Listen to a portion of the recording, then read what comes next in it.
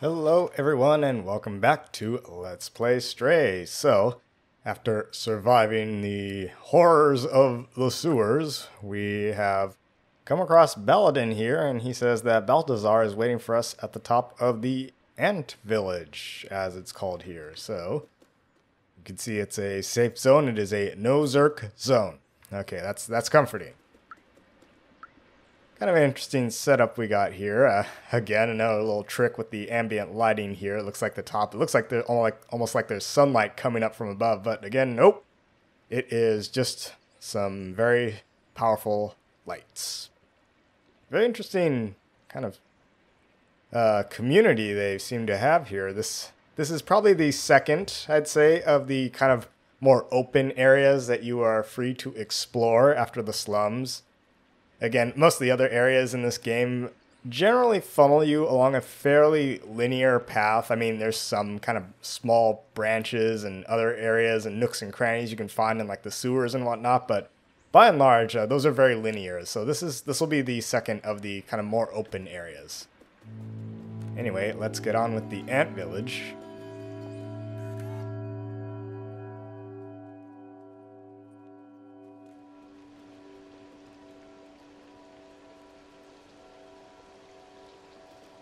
What have we here? We have one of these white pods. This machine, the scientist I assisted used one of these. He was sick. This was his last hope. He walked into the machine. But I wasn't with him. He was alone. What was he doing? Huh, that's funny. He uploaded himself into the computer, and then everything was different. But the upload. Something went wrong. He was stuck for hundreds of years. Until a little cat appeared. Dolly zoom. Was it? It was. Me. I was the scientist. I was human. I need a moment. Yeah, I don't blame you. So, indeed, B12 has had a major revelation that he was once human. For all we know and for all we've seen thus far, he's the last human in this entire city. In all of Walled City 99. I mean, he's obviously not in human form, but for all intents and purposes, he attempted to upload his consciousness into a robot body, because again, if we look back in his flat, we saw one of these white pods here, and next to it, it was hooked up to a robot body, of which, we jumped on top of the head. And of course, there was a little sticky note on the front of it that said, like, I hope this works. But, yeah. So, very interesting. Yeah, indeed, something, a revelation of this nature would be pretty much, probably soul-crushing, but also just mind-blowingly earth-shattering for B12. So, yeah, I mean... Now, of course, it implies that the transfer was not entirely successful. Something went wrong, and he ended up stuck just basically in the nether world, like in limbo or something. Purgatory, or whatever you want to call it. In a way, this could imply a couple of things. One, that the consciousnesses, or whatever, the personalities of these other robots, of the other companions that we've seen, are potentially other human uploaded consciouses. I'm not sure what the plural is, but yeah. There are other human consciousness that have been uploaded into the robot bodies. So, But all the other evidence we've seen thus far would hint that the companions sort of naturally developed a sentience, for their artificial intelligence, so to speak. I mean, yes, bear in mind, this is the only other of these white pods we've seen. Then again, we haven't been through a huge amount of this city, right? But these things do not seem to be ubiquitous. So my personal theory is that there were probably several of these pods, obviously more than one, probably more than two, but in many ways it was still a very experimental procedure. And so, apparently a scientist living in the slums somehow got a hold of one and mentions he was sick. He walked in hoping to, transfer his consciousness into a companion body, and it didn't go well.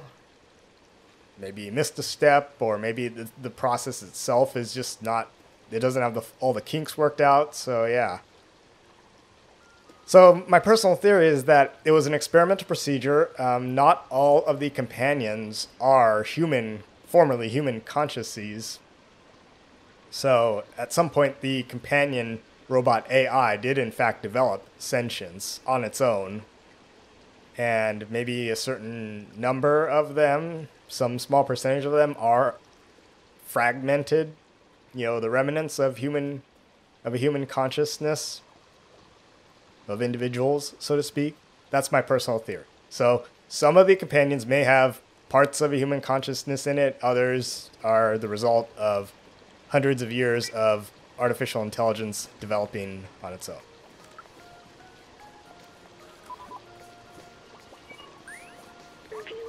I'm sorry. I need a moment. I don't feel like talking right now. Yeah. So he's not going to say anything for a while. We got this robot here painting, wearing one of those iridescent bucket hats. We got a couple playing mahjong here. At least it looks like mahjong.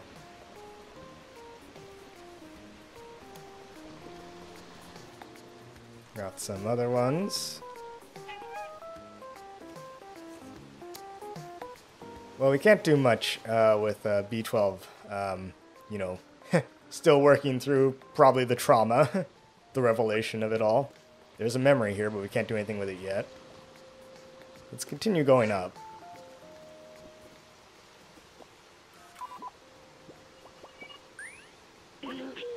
What else have I forgotten? I must have had parents, friends. What happened to everyone? I wanted to open the city, but is there even anyone left to save?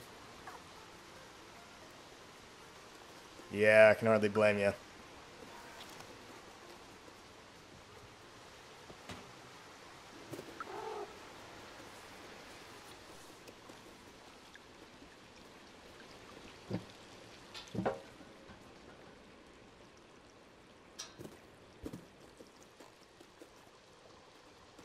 Oh, wait.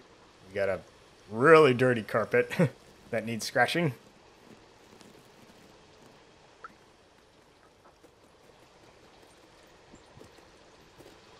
And we're back at the TV. Okay.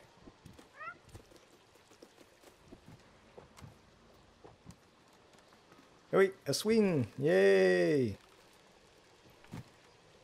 And a place to rest.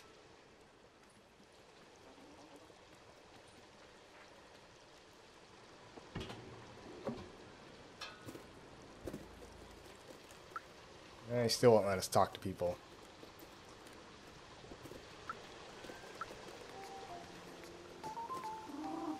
Alright, let's see if we can find this Baltazar. Ooh, who's this fella?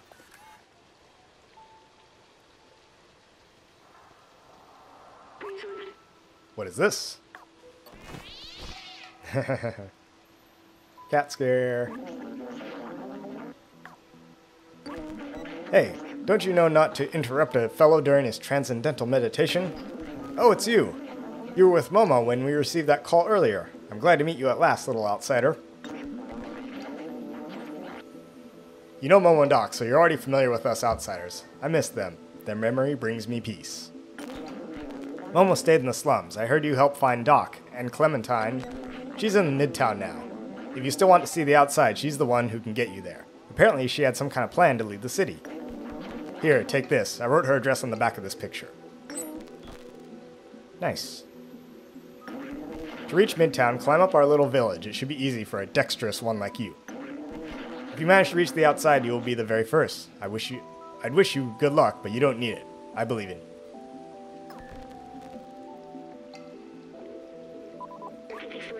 I'm sorry for shutting down earlier.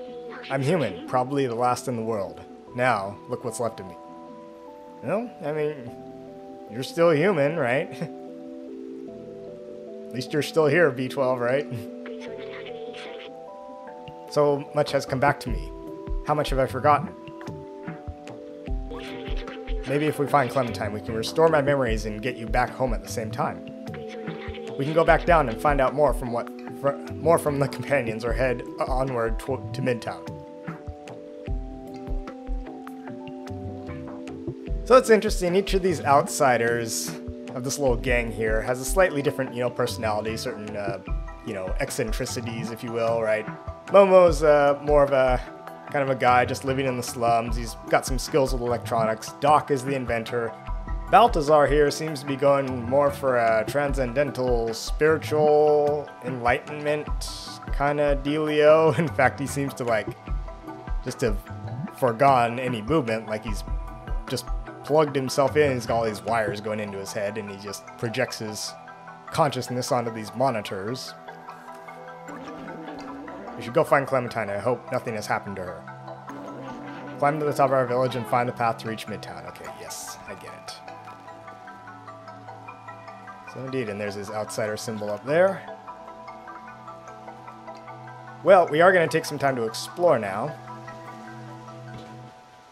No point coming all this way if we don't find something to do, right?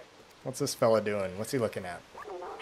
Alexander, the soothing sound of trash falling, shimmering waterfalls, no dangers. It's a blissful place to work on my poetry. Here, listen. The mighty concrete shielding me in its womb. Shall you also be my tomb? You think it's too solemn? Well, I've heard worse.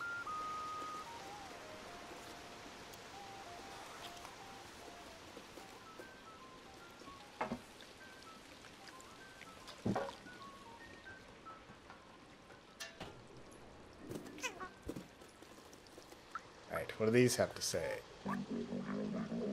Oh, hello there. It's been so long since we've had a visitor. Well, except those damn Zerks, of course. Imagine if you can harness their power, having them run in a wheel or something. Such wasted potential. They're not exactly hamsters, buddy. But I see what you're saying.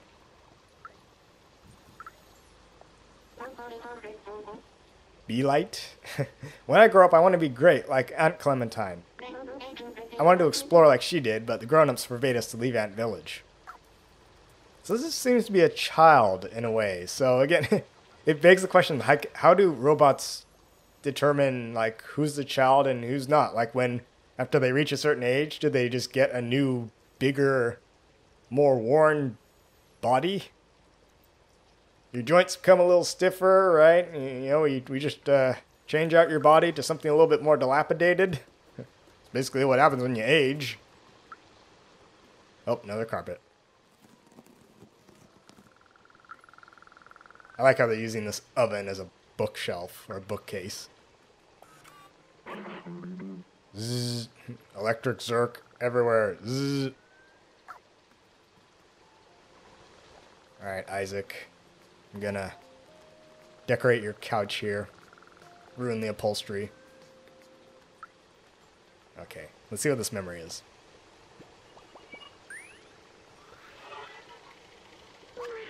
This language, the companion robots made it up from scratch. How impressive. I remember it happening when I was in the network. I don't know when exactly, but at one time all the communications started to switch to these symbols. I was stuck in a computer and alone for a long time. So I translated every symbol and word one by one until I was able to understand everything. Now that I'm out and I know their language, I'm curious to hear all they have to say. So, 2/3 of the way done, that is the last memory for this area. Or the only memory for this area, I should say.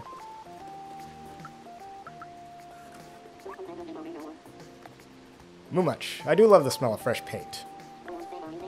It reminds me of... Oh, wait. I can't smell anything. How sad. May is in her deconstructivist period, so she says. I'm sure she'll become a great artist. If only she could practice elsewhere. Well, sorry. Let's help her with her deconstructivist period. We are very good with that. We are a cat.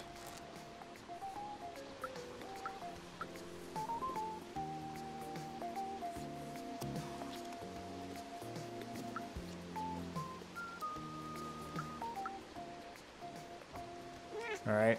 let's further her paint job here. Spills the paint. As you see, it starts getting on the person there at the bottom. Go, a little more paint. Just what we needed. Your blanket there needed some more color. Sores.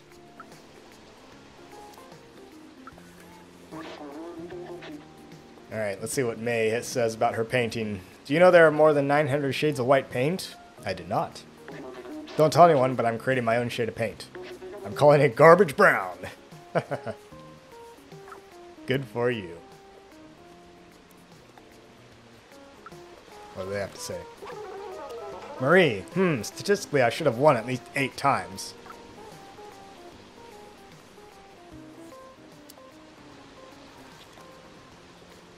Well, let's do what cats generally do and interrupt their game.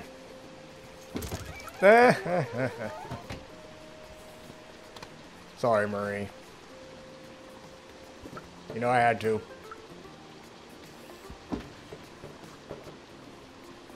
I like that they bend down to pick up the pieces. Of course, they're picking up nothing, but...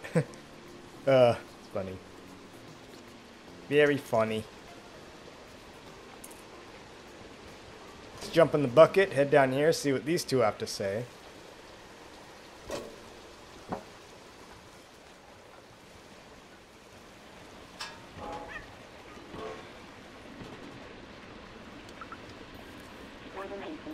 Mocha, I was a bellbot many cycles ago, but I've repurposed myself into a treasure hunter.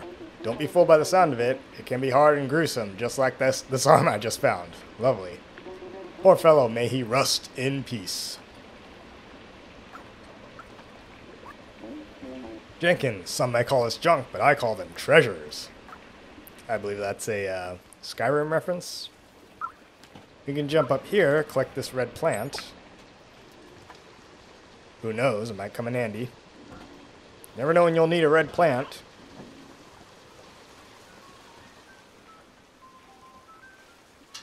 Okay, up we go.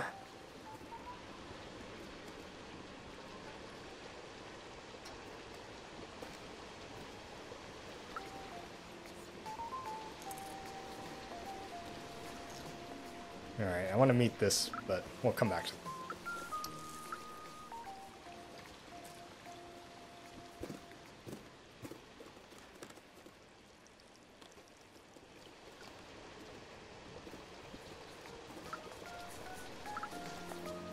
We can jump up, climb up onto this tree. Look, get a purple plant. Nice. Come on, jump down. There we go.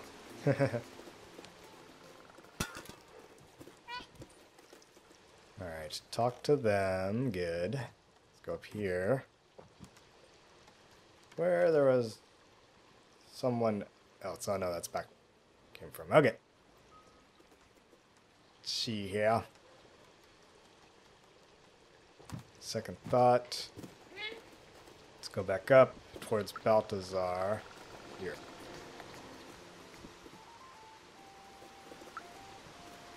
Talk to Alexander.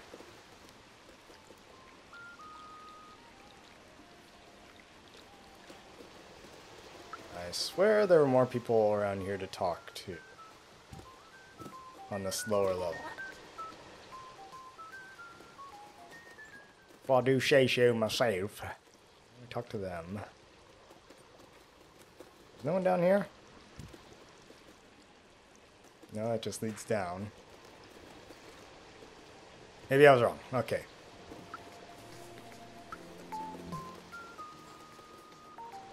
Right, up we go now.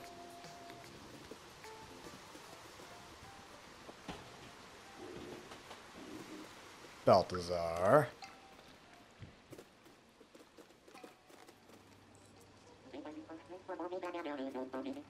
Okay. Ah, here's where I'm looking for. New people. What are they eating? They're eating electric cords.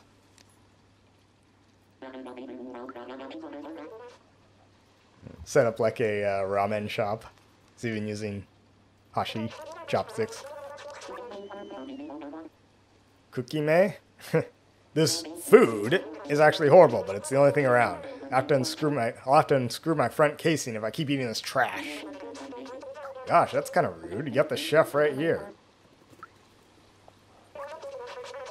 People call me the Tin Chef. I specialize in upcycling leftovers. Today's special, ramen J45 with my secret ingredient. Ooh, what's that? Nico.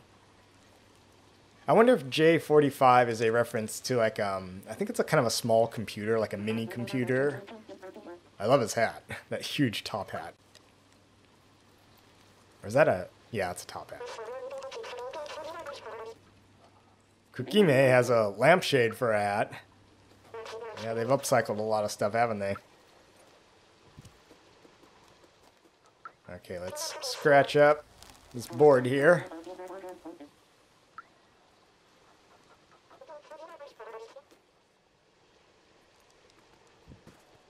Tea, anything else here? No, we do not want to go down. We want to go up. Yeah. Anything over here? I don't think so.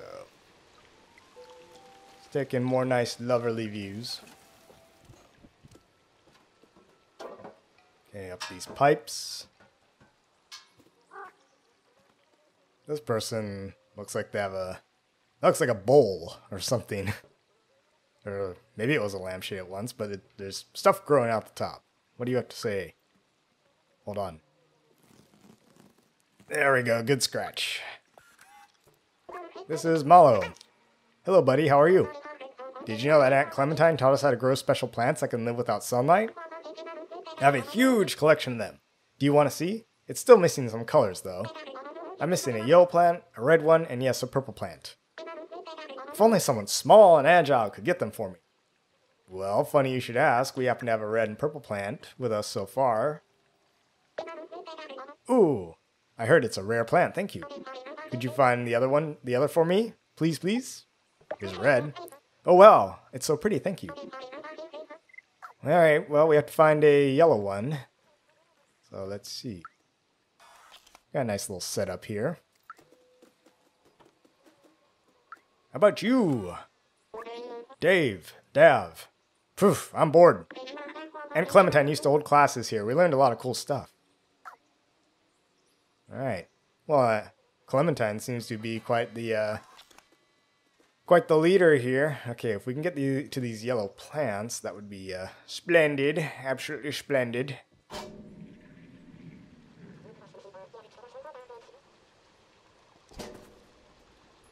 Is there a way we could, like, jump up here? We don't have to. Go down. There we go. We can go down right here. There we go. Yellow plant.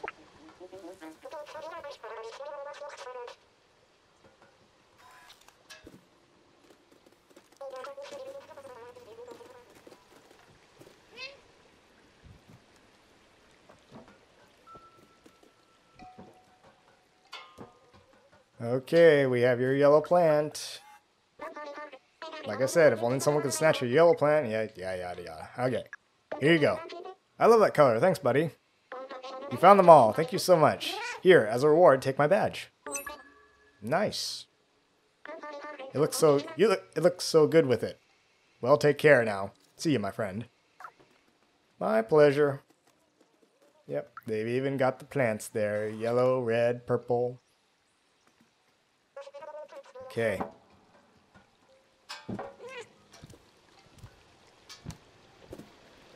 Alright. One or two more things I would like to do.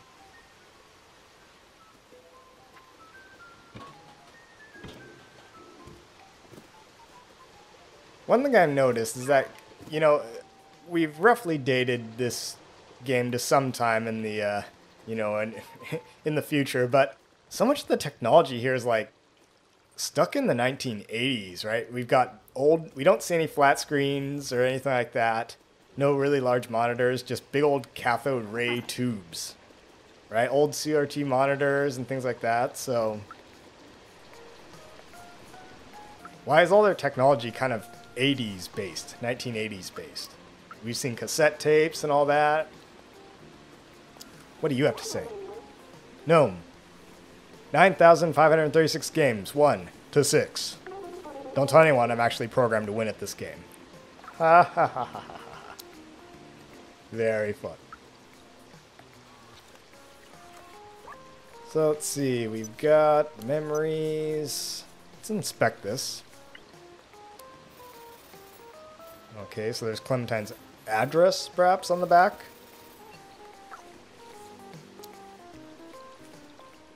Alright, met all these people. Met everyone down here. Everyone here. Met Baltazar, of course. Think we did everything over here. Whoa! Careful there. Don't want to take another nasty spill.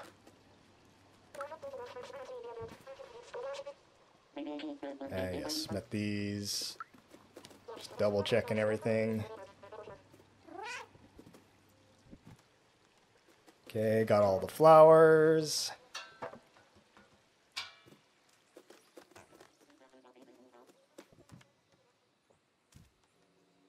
All right. Oh, wait. Very, very important things to do here. This needs to go down there, as does this. All right. Okie dokie. Well, that was that, and that is pretty much the Antvillage. Our kind of second large place to roam around freely. Unfortunately, I do feel that it's a little bit of a missed opportunity because, you know, just the slums, essentially, and thus far, is the biggest area that you could freely roam around and do things in a non-linear order, so to speak. And it's the most non-linear portion of the game. Although, we'll see with Midtown, things are a little bit different as well. But it feels like, you know, like they could have spent more time in Antvillage or made Antvillage larger. And it would have been cool, I think, to spend a bit more time with Baltazar and kind of learn about his personality and, you know, what differentiates Baltazar from, you know, Doc or Momo, right? We know that all these outsiders have different personalities, so yeah, I kind of wish Baltazar, his Antvillage, his commune here, if you want to call it, it operates very differently, or it seems to operate very differently from like the slums. The slums are more opportunists, so to speak. Whereas here they seem to be a lot more socialist in a way, if you can call it that, right? They seem to share a lot of resources. They're, you know, together and with each other, presumably for protection and things like that. So yeah, I mean, we didn't like have to like hunt down a bunch of energy drink cans and purchase anything, so it has a different kind of society here in the Antvillage. I just wish it was larger. We could meet more people, learn more about maybe the fact that these robots perhaps built different cultures and societies for themselves within the city, based around perhaps even different political theories, if you will. There's many ways you can read into the elements of this game and to the way these robots have created society, since we know that they're essentially mimicking human society. So what's to say that the ones in Antvillage aren't socialists or like even communists? Maybe they read the book on the Communist Manifesto by Karl Marx. Who knows? And I don't say that, I'm not meaning that in like a derogatory way towards socialism or communism, but just as a political theory in general, right? There is a point to it. Indeed, you could probably read an entire thematic element of this game through a sort of socialist or communist standpoint, but that's for another time. So I do want to make another video on this game after I finish my playthrough, just examining and analyzing the thematic elements, breaking down the themes of this game in terms of like, you know, seeing like the environmentalist message, the political elements, the social elements, you know, and various things like that. So, but that is for another time. So yeah, Like I said, I wish the Antvillage was bigger. We could learn more about Baltazar, what makes him tick, why he's different, why he chose to stay here, of all places, why he didn't proceed with Clementine up to Midtown. He seems to be kind of leading this place, but why? What makes it unique? Why are they living inside around this big giant pipe? It just seems like kind of a missed opportunity to, roam around a larger area, see something different. But anyway, okay. Well, I think that'll pretty much do it. So this is another kind of another short piece, Of course, we did come to the very large and significant revelation, at least B12 did, that he was once human. So yeah.